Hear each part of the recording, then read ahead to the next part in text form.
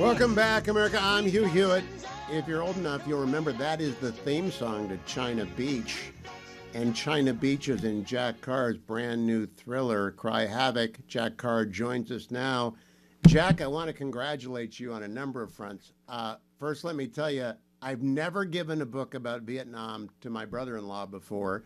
He got out of Annapolis, went to Quantico, and immediately went to Vietnam, 68, 69, caught a little bit at the end of Tet, went back in 71, 72, caught the Easter Offensive. And I've just been very leery about giving him Vietnam books because the guys who did there and did that, you know, it has to be authentic. But when I'm 3/4 of the way through this and I've made all these notes, I've done all this research, this is not just a great thriller. It's great historical fiction. And I don't think I've seen a crossover before. Did you intend that? Thank you. I did not intend it at the outset, but as soon as I dove into that research, it quickly became apparent that this was going to turn into more historical fiction than just straight thriller. And I wanted to do that to honor those guys who went downrange, specifically the MACV-SOG guys going into Laos, Cambodia, North Vietnam, those denied areas where Americans were not supposed to be, but also everyone that answered the call and went downrange. I wanted to capture the feel of what it was like to be there, and then also capture what it was like to be alive during those times in the 60s, 1968 in particular, the bloodiest year of the war. And in this case, I wanted to do an espionage thriller, which is something I haven't really done before, and drop that into the heart of Southeast Asia during this seminal year that kicks off with USS Pueblo and the Tet Offensive. And of course, in December, we get the sailors of the USS Pueblo back. But I wanted to focus on that year, and I hadn't really seen that done since Graham Greene did it with The Quiet American in 1955. Charles McCary did it with Tears of August in 1974, and John le Carré did it with The Honorable Schoolboy in 1977. But I'm not aware of anyone else doing it since then. So I dove right in, and it did become historical fiction, but I really wanted to honor those people who went downrange during that time frame. It's so hard, Jack Carr. I've got a very high standard for historical fiction because I can't get bad facts in my head. That's the standard. If I find a bad fact, I'm going to be leery of the whole book. So I'm cross-checking you on the Lodge-Philbin Act of 1950, on Rex Applegate. I know Ellsworth, of course, but I want to find out if Edward Lansdale and Ellsberg are together. I've never heard of William Healy Sullivan. I don't know anything about Joseph Carl Robert Licklider. I mean, I fact-checked you repeatedly, and you got them all right. So I don't know. Did you have like a staff on this?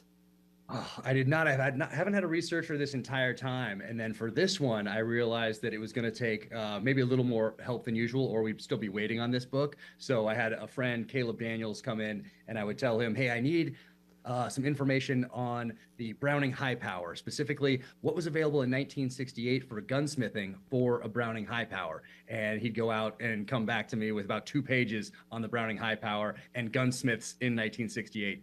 And there's a few things like that I had to fudge by a year or two, but I talk about those in the author's note. So if there's anything... Well, I haven't got the author's note yet, and I'll tell you why. I've only done this once before, and it was nonfiction. I've never done it for fiction.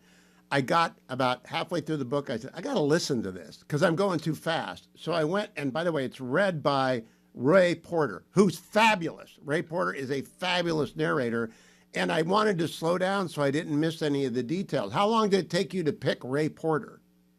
Well, I was not an audiobook person. I have to have that physical book. I grew up reading. My mom was a librarian, so I grew up surrounded by books and a love of reading. I've never been an audiobook person.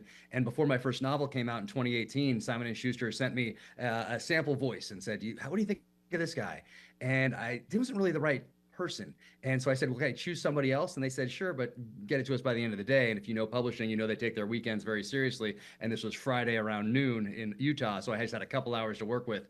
And I went to Audible and started listening to these different samples. And I found Ray Porter. And then I started listening to more of his samples. And I thought, this is the guy. And I had no idea that he is at the top of the narrator pyramid. And he has people that follow him around from project to project. And I chose him based on the voice. And then he says yes. And we become dear friends. The first one was up for Audiobook of the Year in 2018. And he's just an amazing man, Shakespearean trained actor, and an incredible human being. So I had no idea. I didn't know him until I listened to this. That's when I went and looked him up. I had no idea, but he drew me in. Let's get to the specifics. Tet Offensive. Hey, thank you. I worked for Richard Nixon in 1978 to 80 in his exile in San Clemente when he was writing the book The Real War, and then he wrote a book, No More Vietnams, and he repeatedly would say to me, Tet, we did not lose Tet. Cronkite was wrong. And boy, did he not like Halberstam or the other guy whose name I've got written down here. You just nail what really happened in Tet. The Vietnamese, our allies in the U.S. lost 4,000 to 5,000, I think you said, and the North Vietnamese and the Viet Cong lost, what, 40,000 guys?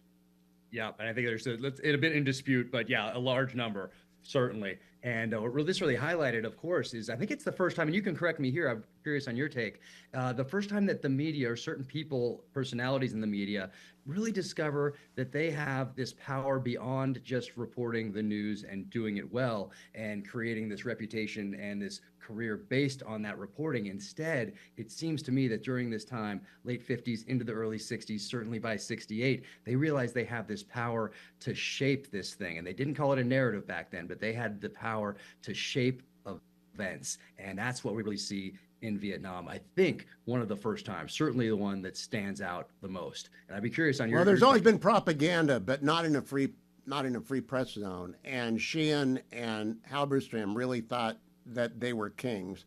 And Walter Cronkite came back. Of course, it was JFK got us in deep, and LBJ got us to 500,000 people. And you cover all that, but in the middle of it, it's this great thriller. So I want to make sure thriller fans understand these MACV-SOG guys are amazing.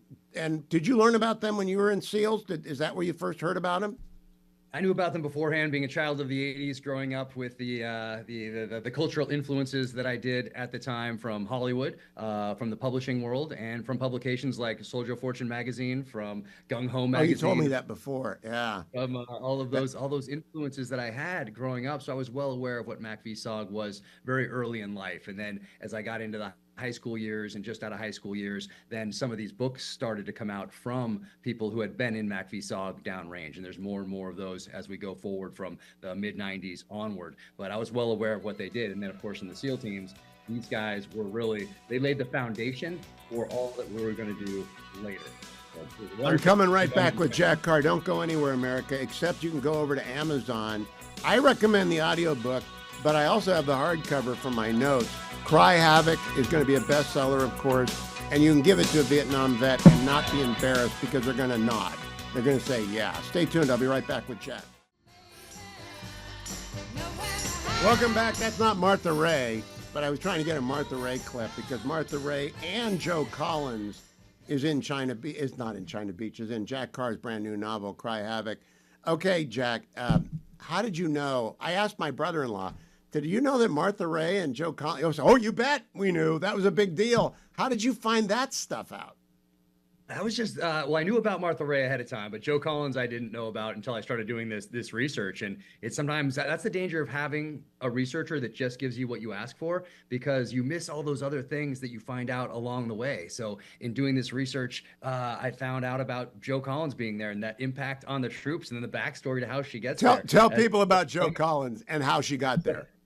So she was a Playmate of the Year, and there was a soldier who was wounded, and I guess Playboy magazine back at the time had this thing where if you signed up for a lifetime subscription, a Playmate would deliver that to you, your first issue. And so this guy scrounges together a bunch of money from his buddies in the military over there in Vietnam, and they get I think it was like $100, $150, something like that, whatever it was, and they get this lifetime subscription. And then writes to Hugh Hefner and says, hey, you promised that if we got a lifetime subscription, a Playmate would deliver it. And so they do it. And Joe Collins goes over there and is a huge boost to morale. And she doesn't just stay there where it's nice and safe. She gets out there to these outposts, and the Playboy is all over tanks and helicopters and signs everywhere. And it was just, and it forever cemented, even though Playboy magazine was highly critical of the war generally, that it cemented Playboy magazine's relationship with the troops, and that was important to illustrate. It's one of the details that allows me to trust you. When you talk about the Montagnards, for example, and the Cross of Lorraine, I can look that up, but I can also look up Joe Collins and find out that she actually did go and that it was a big deal for Playboy. They made a huge impression on the American public, which was favorable after not being favorable by doing the Joe Collins thing. So I looked that up. So, Jack, before we go to break, and I want everyone to know, go listen to the podcast because I'm going to talk to Jack at length about the historicity of this. You start with the Pueblo, and I'm glad you did. Lloyd Booker never gets the cred, but boy, they screwed him sending him out with that boat, and that is really the good nut of a great thriller. It really is. And when I started this, I thought it was going to be more fiction than fact. And as I got into the research, that kind of flipped on me. And I came to believe that it might be more fact than fiction when it comes to the USS Pueblo and what happened to the most secure encryption devices and keying material of the day goes into North Korean hands. They share that with the Soviets. And so the question is, what did the Soviets do to it, especially if they had someone within the United States government, the NSA, or elsewhere, giving them the keying material that would allow them to use. And we're going to talk about Desmond after the break, but I want to give a hat tip on the network down the line. You also, I went to Bletchley Park this summer, and they give a hat tip to the Poles for breaking Enigma, and you include that in Cry Havoc. So, I mean, just on the historicity of this, it's 100%. It's a thriller 100%. Go out and get it, America, and go listen to podcasts, because Jack and I are going to jawbone a bit now after the show is over and put it up over on the web and at YouTube channel. You'll enjoy it and you'll love Cry Havoc. The concert was over in Carnegie Hall, and the maestro took bow after Welcome bow. back, America. That He is said, Martha "My dear Ray, friend, who is also I have credited by given Jack Carr my and Cry all, Havoc for being with the and I'm troops. sorry." But before I go down too many rabbit holes, I want to assure everyone who wants a good military story, a great espionage thriller, as well as great historical fiction about Vietnam that tells you a lot of truths that are not normally told about Vietnam, Cry Havoc is your book. Let me start. I'm going to run down some names for you, Jack. Claude Shannon, cryptographer, computer scientist, known as the father of information theory. He's in your book. I've never heard of him before. I mean, how do you work this stuff in? Well, I hadn't heard of him either until this point. And typically in all my books, there's a chapter or two that I really have to deep dive, and I don't have any sort of foundation. One was finance, one was on AI, one was on quantum computing, another was on bioweapons defense, and this one was a myriad of things. And it was all 1968, so essentially the whole thing was a research project. But that part in particular just came from, hey, I have to develop this character, this Desmond character who is working for the Soviets, essentially, through with this honeypot trap thing. And so why would he do this, and how would he have these skills, and how can I sprinkle in a little authenticity for the time that can give people an idea of what is to come, and where some of these foundational elements of today's internet and encryption came from. And they were all hatched back in the 50s and 60s, certainly by 1968. And I found out about a lot of names that had touch points with national security apparatus, and this guy is one of them. And one of the things I really enjoy about this particular thriller, and I've got a very high bar for thriller, and you know that, Jack, and I like the fact that you work in the origin story and you bring in the Soviet perspective, because since the Soviet Union fell, and I was in the Reagan White House, 85, 86, and I served 5 years in the Reagan years and with Nixon. I read every Russian thriller, every Soviet thriller you could get, because I wanted to learn about how they thought. You've basically recreated that genre, which has been dead since 1989. And you do it in the GRU with Penkovsky, who's kind of putting together the narrative. What's the famous photo you bring? The Eddie Adams photo. I don't know if we still have that. But the Eddie Adams photo, you've got Penkovsky suggesting this is how we're going to leverage Tet into a victory. That is how the Russians thought. That is how they worked. Well, thank you for that. And of course, those are all the books that I grew up on too during those ages, let's say age 10 to 20, let's say, when you're very impressionable. And all that reading that I did back then, of course, becomes part of my foundation. And I had such an amazing experience reading back then that I wanted to recreate some of that for readers today. Meaning, if you write a thriller that's contemporary, you have to consider every Tesla vehicle, cameras everywhere, iPhones everywhere. You have to consider all of these things, cameras all around cities, facial recognition technology, satellites, all of these things that are a part of our daily lives. But if you go back to 1968, you get to explore old school tradecraft and spycraft and don't have to consider all the GPSs and phones and cars and this connection that we have to the digital world in all that we do. And so you can really write a pure espionage thriller without any of that modern technology to deal with, because the technology, as you know, that I incorporated in the book is very rudimentary in nature, analog in nature. I know, but it's kind of fun to go back in the time capsule to 68 and see how it was working. It's very plausible theory. I don't want to give anything away, except that the tradecraft extraordinary. I mentioned this last week to another person. If you've seen the movie Spy Games with Robert Redford and Brad Pitt is a sniper in Vietnam, and he's eating Vietnamese food so that when he is inserted into a MACV-SOG sort of operation as a sniper working with the agency, Redford, he doesn't smell the wrong way. And everything matters, and that opening scene is so precise. Obviously, you're a SEAL, so you know how difficult it is, but it's so precise. Did you go and interview those guys about how they met, sort of blended into the jungle? I did. I read their books. I had them on my podcast, and then I followed up through text, emails, and phone calls afterward. And then I had them read that chapter specifically to make sure that I had that feel right, that if they read that, they would know that I got the gear right, those little details, so they wouldn't be drawn out of a story that's completely fictional because of a detail that I got wrong tactically. And so that was very important to me to honor those guys. And all my heart and soul went to every word of this thing, which is why we're talking in October and not in June when it was supposed to come out, because it took a lot longer than I thought to write this thing and get these. Oh, it's a great Christmas present, though. I mean, when I'm giving it to my brother-in-law, everyone's going to give it away. Now, let's talk about the espionage character in the United States. Back when you were 10, I was at the Department of Justice doing foreign Intelligence Surveillance Act warrants on people like Alistair Desmond. And you're right, you named John Walker and you named Robert Hansen. We can talk about those because they've been convicted. There are a lot of people in the United States who will sell us down the road for sex, money, or ideology. It just happens. And you've got both an ideologue spy and a sex spy here, and a guy who's living the dream, the James Bond dream. That is a very difficult plot to come up with. I mean, how do you even structure that so that you're going to insert a spy at the Lord Baltimore and who's got these delusions of being Ian Fleming and James Bond? How long did that take to structure?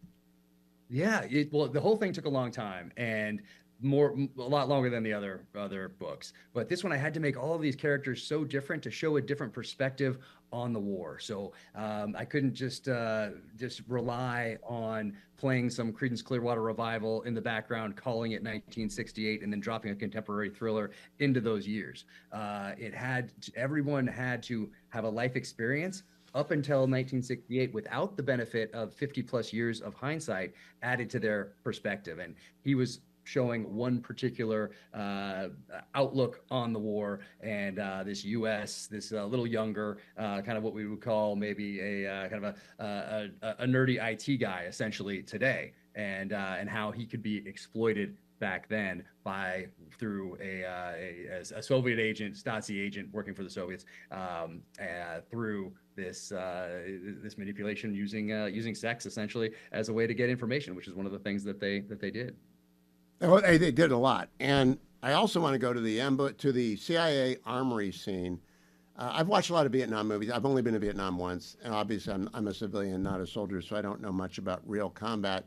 But I knew a lot of agency people, and I still do know a lot of agency people. I wish they were like your agency people, Serrano, and I hope there are Singlobs around. I sent my brother-in-law a text saying, I've never heard of John Singlob, and he said, oh, he was a warrior, but he should have kept his mouth shut, because he got fired because he criticized Carter in 78 or 80, I can't remember when he was a two-star. Singlob is still alive. I think he's still alive. He's a great American. Is he? He did? He did? I think age 100 something, yeah. Mm-hmm. Well, he's amazing in this book, and I want our warriors to be like that. Were your commanding officers like that? No, and that's what I wanted to show. I wanted to show that there were still guys like this back then that had experience with the in the military and the OSS that had this foot in both worlds, specifically when it comes to World War II and Korea, and then how that transferred over to Vietnam and allowed them to think and to adapt and to fight this war really at a tactical level that maybe they could or maybe they couldn't win. And that's one of the questions of the book, because you can never know what the outcome of something's going to be. We can't go back in time and change these decisions that were made, so we're never going to know. But they have to have that debate back then, and that's really what they wonder is, hey, can we win this thing, or was this lost before we even started? And that's one of the enduring questions of the book, and for that entire generation. But there are some amazing battle scenes, and especially when they're delivering the spy. I'm not going to give any details away. When Reece and Quinn are together in the convoy, that's a remarkable scene. And I don't even know how many times have you been to Saigon? I've only been once, and it's planning to go for this book.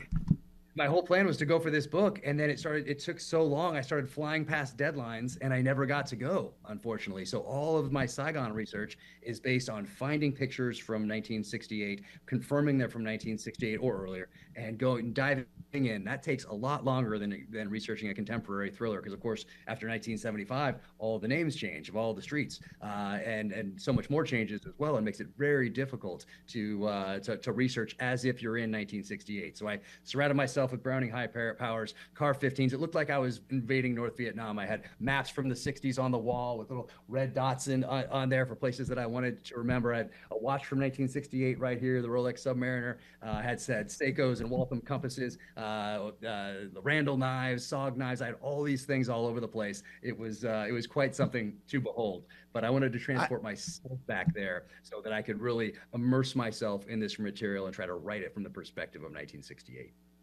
Okay, I'm a kid during Vietnam, and the draft is over before I come out of high school, so I don't have to worry about it. So everything I learned from the movies and from reading thrillers. But boy, this stuff is correct. And Rex Applegate, I'd never heard of him before. Marine, page 125, technical advisor on the Alamo. Of course, I'm like 8 when the Alamo comes out, and I love that movie. How did you find out about him?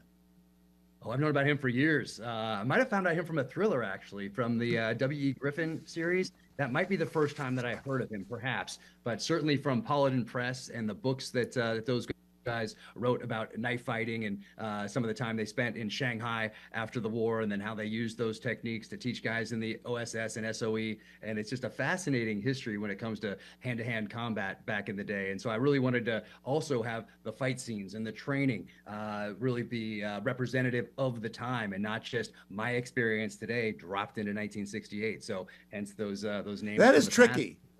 Past. I think you wrote the Tet Offensive up very, very well. Without getting bogged down in detail. I'm not going to give anything away. It's different in different places up north and down south, and your plot makes it clear that the Americans only have a dim idea of what's going to happen, but it's done very well. Couple of questions. I have never heard, and I'll butcher the pronunciation, of Jean Latargai, and I don't know what the Centurions and the Praetorians are, and Quinn just recommends it to Reece at one point. Are those good books? Yes.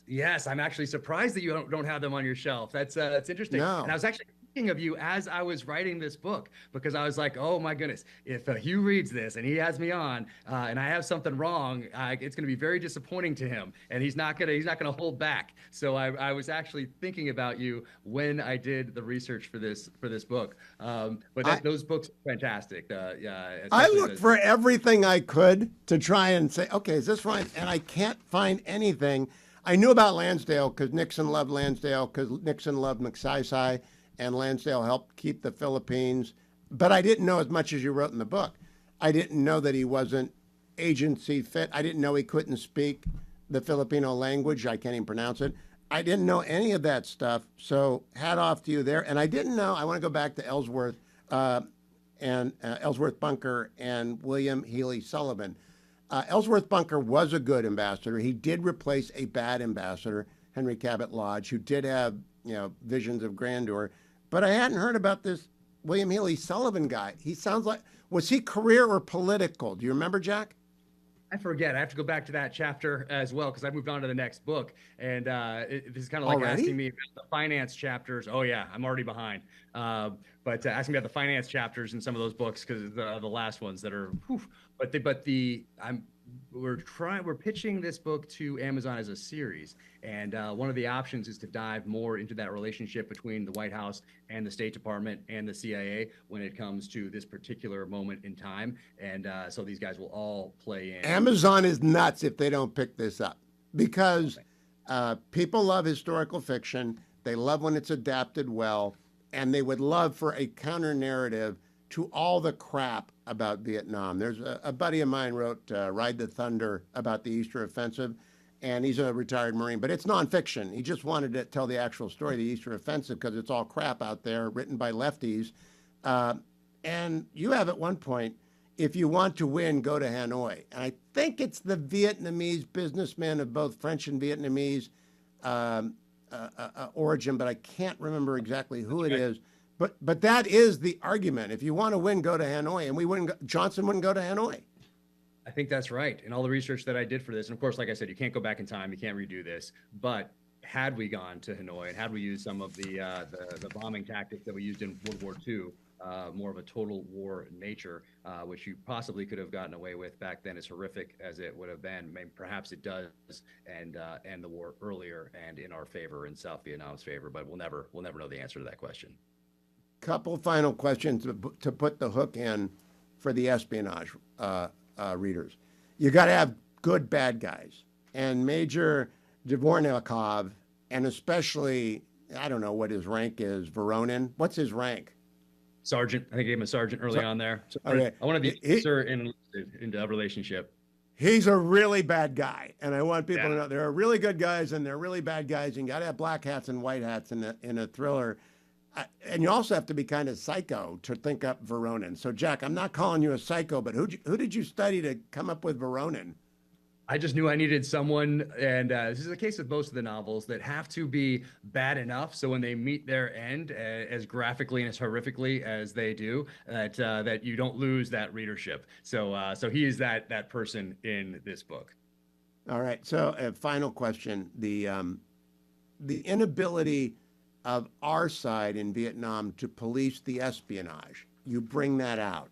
We couldn't win because the Viet Cong were everywhere and they penetrated everything.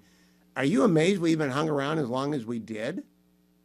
Well, yes, and not just because of what I read in the research for this, but because of what I experienced in Iraq and Afghanistan, and seeing those places deteriorate over time as we added more resources to the problem.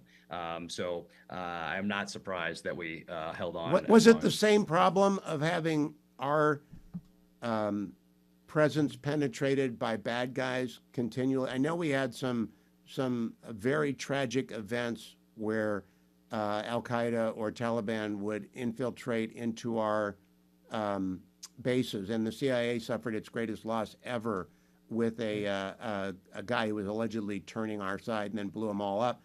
Was that a problem in Afghanistan on the scale it was in Vietnam, you think? Not on the same scale, and in both cases, it was more tactical level. I shouldn't say that. It's tactical level, most certainly in Iraq and Afghanistan, more operational and strategic in Vietnam because they had infiltrated headquarters elements.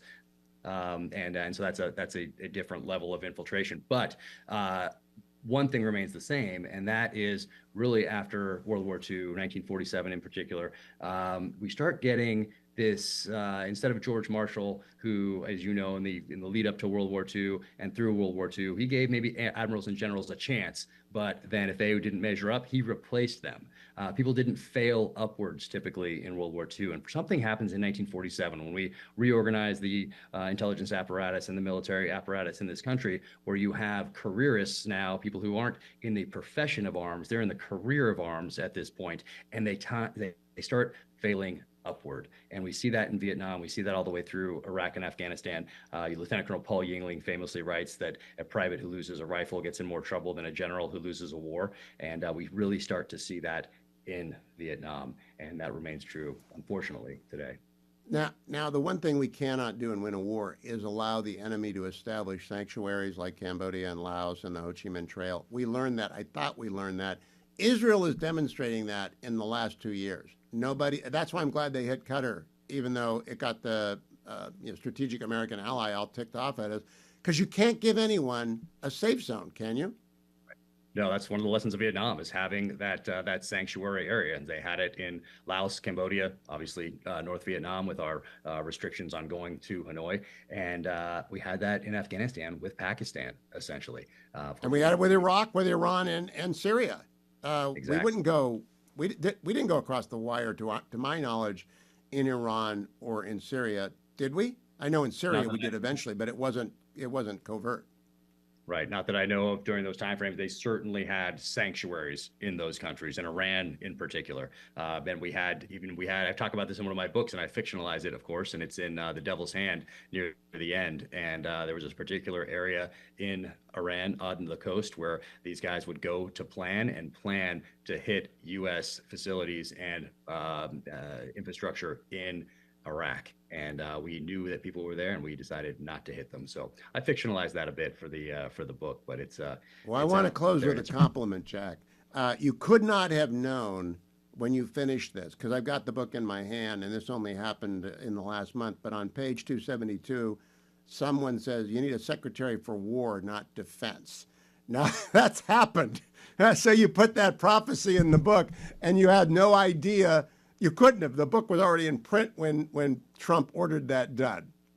Yes. Well, I wrote an article in 2021 during the withdrawal from Afghanistan where I call for the change. And I'm not saying that the administration got this idea from me. I'm just saying that I never heard it from anyone else until I mentioned it on multiple news programs and in this article in 2021. So, do the math.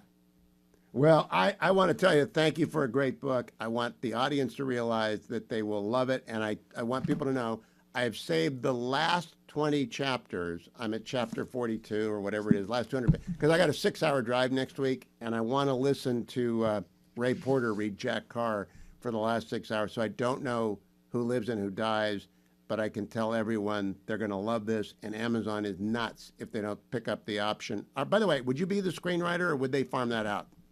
I would probably co-create it with someone and write an episode, because now I'm in this universe and co-creating some of these shows like Dark Wolf that's out right now, and we just finished filming True Believer, which is my second novel. Finished that over in Morocco about 2 weeks ago, so that should be coming out next summer. And they want more. So these things can go off the rails at any time. You never really know, but they want more, and the whole team. Are you amazed at who you've turned out to be, at your success? Do you sit back and say, "Holy smokes, this is me"? Not yet. It's I wanted to do this since I was a little kid. I wanted to serve my country in uniform since age 7. I wanted to be a SEAL specifically since age 7. And then when I got to be about age 10, 11, I knew I wanted to write thrillers, because I was reading these amazing books by guys like DeMille and Morell and Clancy and Lamore and A.J. Quinnell and J.C. Pollock and Mark Olden and all these guys in the 80s who were really my professors in the art of storytelling. So it's always been kind of like that kid who says they're going to be an astronaut and does it. I knew what I wanted to do very early in life, became a SEAL, served my country in uniform, and then became a thriller author. And back then in the 80s, you didn't read a book that didn't say #1 New York Times bestselling author on it. And so since I was so young at the time, I think that just imprinted. And so I always knew that I would do this. And is this #1 right now? It's I don't think we find out in a few days, so we're not sure. So this certainly helps. I want to also close, but you mentioned W.E.B. Griffin. I've read every W.E.B. Griffin. It's the only guy I didn't get to interview that I wanted to, other than the fellow who wrote all the books, Lonesome Dove. I didn't talk to McMurtney, and I didn't talk to W.B. Griffin before they went. But well done on the historical fiction side, and of course, it's a great thriller. Jack Carr, thank you for joining me for an extended bit of time. Good luck on the series. I hope it gets picked up and made, and the next one. I'm looking forward to part 2 of this Tom Reece, wherever he goes. Thank you. Thank you so much. Thank you, appreciate Jack. all you do. Take care. Bye-bye.